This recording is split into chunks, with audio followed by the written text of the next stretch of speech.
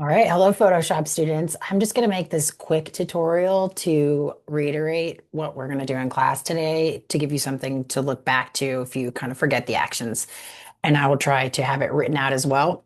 So, all of you have already taken Lightroom, so I didn't teach this in Lightroom because you have to know how to use Photoshop, right? So since you're learning how to use Photoshop, now I will show you how you can edit from Lightroom uh, directly into Photoshop. So this is pretty cool. I'm going to share my entire screen because sometimes I don't know what windows are going to be eliminated. Um, this was just a test image, so I'm going to remove that. So I have my two sample images. These are the same ones we used in class, and I have them in a collection. So by now you should be regularly using collections and understand what they are. I can highlight the two images either here in this area or down here in the film strip. So we're going to select both of those images and then we're going to right click and drop down to edit in Photoshop. So when we click on that, it's automatically going to launch Photoshop. If you're logged out, you'll have to log in at this point. And now you see I have the two images and they've opened up in two separate windows. So this is something that can come up commonly that you have two images that are nearly identical. So let me just arrange the workspace so you can see them side by side.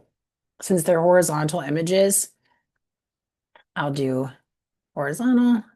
These are big files, and my computer's been kind of having a rough time processing. I should have shot at a lower resolution. So not very big on the screen here. Hold on a second. How does it look if I do them side by side? So we've probably gone over this in class, but when you arrange the workspace, you can look at two images side by side. That's better, actually. Now I'm clicking inside the window and I'm just going to use the command plus to make that a little bit bigger.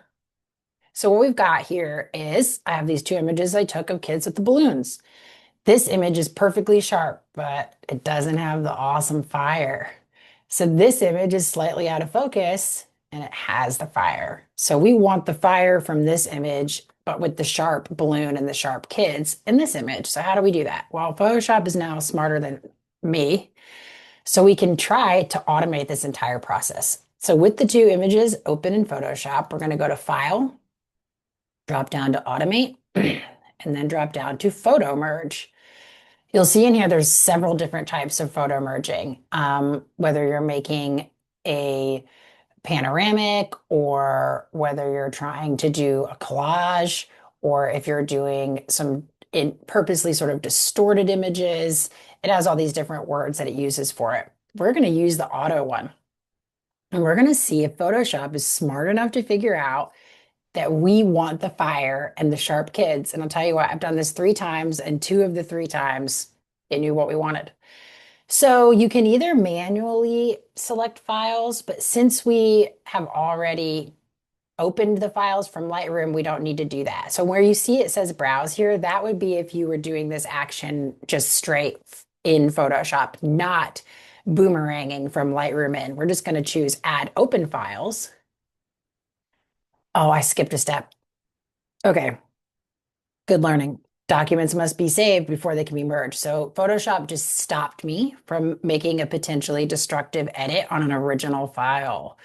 So when you boomerang into Photoshop, you have to save a copy of each of your original images. So we'll just do a save as. I'll put them on the desktop so I can find them easily.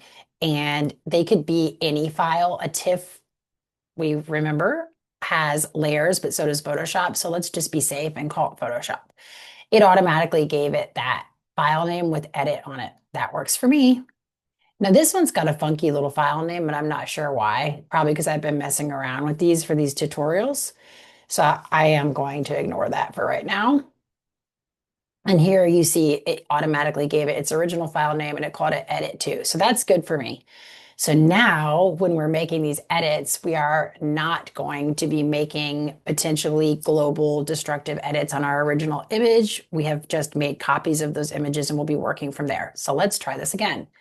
File, automate, batch. I have to answer the phone. Can you believe that? I chose the wrong thing anyway. Hello? Hi, is this Rose? Okay, I'm not going to edit that. Here we go. File, automate, photo merge, auto, add open files, click OK. So Photoshop is doing all the heavy lifting right now, and we're going to see how well that comes out. And ta-da!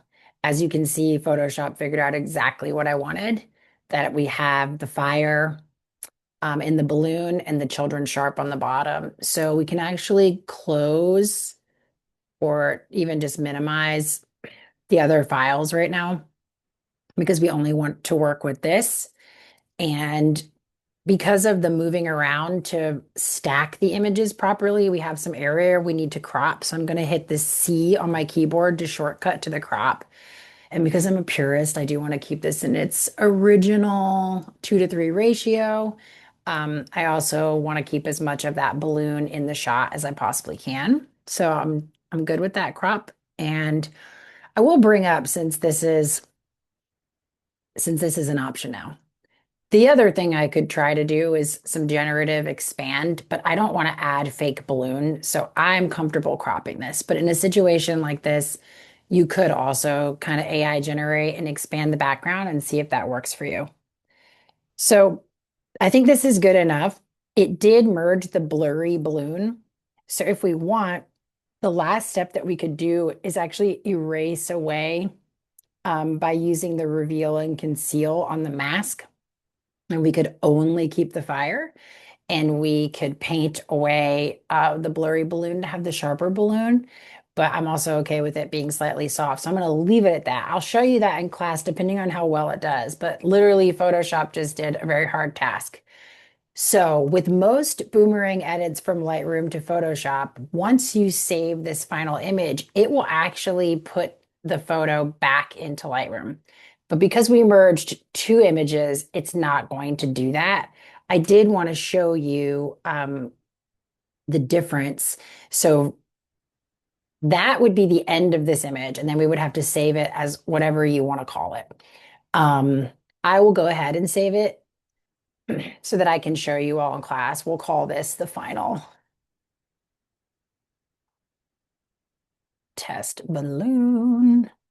I'll leave it as a Photoshop file so that we can look at those layers together in class as well. And I'm just going to plop that on the desktop. So for the last part of this, let me just show you what would happen.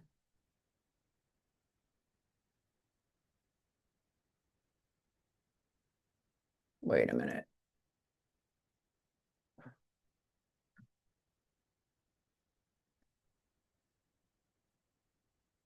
So what it did, that is interesting. One of the images is here. Original raw file, original raw file. It did put one of the pictures did boomerang back. So that's kind of weird. But this one didn't because that's an original raw file. Oh, so it did when we saved those first two photos, it did actually boomerang them back to Lightroom, but it didn't this doesn't reflect our merge. So unfortunately, if you want to have that merged image back into your collection, you have to import it. Meanwhile, let me show you so this is visually more clear. Say I chose to edit this one in Photoshop. Usually you're going to go into Photoshop so you can do compositing. There's not really a lot of other reasons that you would want to leave Lightroom that I can think of. But so let's say you brought it in, and I'm just going to make a really, really minor adjustment for the sake of this video. I'll just turn it black and white so you can really, really see what happened. And then I'm going to save that as like, we'll just call it the black and white version.